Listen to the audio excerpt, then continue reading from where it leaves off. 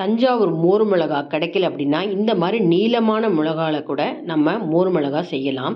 அதுக்கு ஒரு 1/4 கிலோ நான் நீளமான மிளகா எடுத்திருக்கேன்.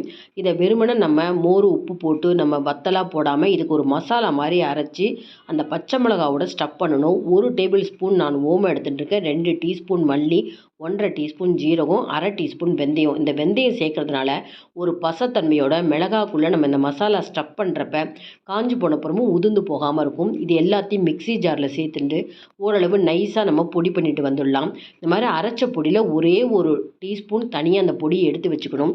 மீதி இருக்கிற பொடி கூட ஒரு 1/2 டீஸ்பூன் உப்பு, இது கூட ஒரு 2 டீஸ்பூன் எலுமிச்சம்பழ ஜூஸ் சேர்த்துக்கலாம். காரம் அதிகமாக தெரியாது. இது கூட புளிச்ச தயிரோ புளிக்காத தயிரோ 1 டேபிள் ஸ்பூன் அளவுக்கு சேர்த்து அந்த பொடி கூட மிக்ஸ் பண்ணிடணும். இதை மிக்ஸ் பண்ணோடனே பார்த்திங்கன்னா இந்த வெந்தயம் சேர்க்கறதுனால நல்லா ஊறிண்டு ஒரு பசத்தன்மையோடு இருக்கும். இதை எடுத்து வச்சுட்டு ரொம்ப நீளமான காம்பாக இருந்தால் பச்சை மிளகாலேருந்து கொஞ்சம் காம்பை கிள்ளிட்டு நறுக்கிட்டு நடுவில் ஒரு கோடு போட்டுக்கலாம். உள்ளே இருக்கிற விதைகளெல்லாம் எடுக்காமையே இந்த மசாலாவை நம்ம நல்லா ஸ்டஃப் பண்ணணும். எந்த அளவுக்கு ஸ்டஃப் பண்ணுறோமோ இந்த மிளகா பொரிச்சதுக்கப்புறம் நல்ல வாசனையாக இருக்கும், வித்தியாசமான சுவையோடு இருக்கும். இந்த மாதிரி மோர் கூட சேர்த்த மசாலாவை நல்லா எல்லா மிளகாலையும் ஸ்டஃப் பண்ணிவிட்டு இதை உடனே நம்ம வெயிலில் காய வைக்காமல் ஒரு பாத்திரத்தை செட் பண்ணிவிட்டு இப்போ எடுத்து வச்சுருக்கிற அந்த 1 டீஸ்பூன் பொடியவும் சேர்த்துட்டு இன்னும் 1 டேபிள் ஸ்பூன் தயிரை சேர்த்து நம்ம மிக்ஸ் பண்ணக்கூடாது. ராத்திரி ஃபுல்லாக ஊறட்டும்.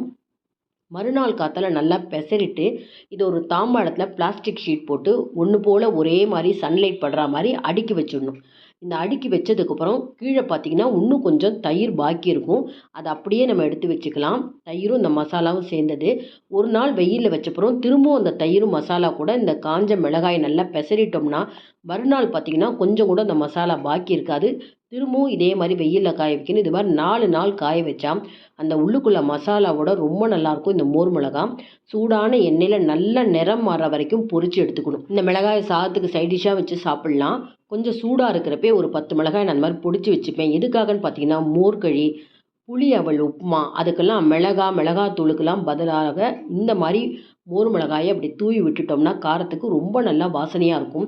எந்த விதமான கஞ்சி சிறுதானியத்தில் கஞ்சி செஞ்சாலும் சரி, பாரம்பரிய அரிசியில் கஞ்சி செஞ்சாலும் கஞ்சி செஞ்சுட்டு கொஞ்சம் உப்பு மோர் சேர்த்துட்டு காரத்துக்கு பார்த்திங்கன்னா இந்த பச்சை மிளகாலாம் வேண்டாம். இந்த மாதிரி மோர் மிளகாய் நல்லா மிக்ஸ் பண்ணிவிட்டு வேணால் இன்னும் கொஞ்சம் வெங்காயம் பொடியாக நறுக்கின கொத்தமல்லியும் சேர்த்து கஞ்சி குடிச்சு பாருங்கள். ரொம்ப நல்லாயிருக்கும். வெயில் காலம் இருக்கிறப்ப 1 வருஷத்துக்கு தேவையான மோர் மிளகாய் போட்டு வச்சுக்கோங்க. இந்த வீடியோ பிடிச்சிருந்தால் லைக்ஸ் கொடுங்க.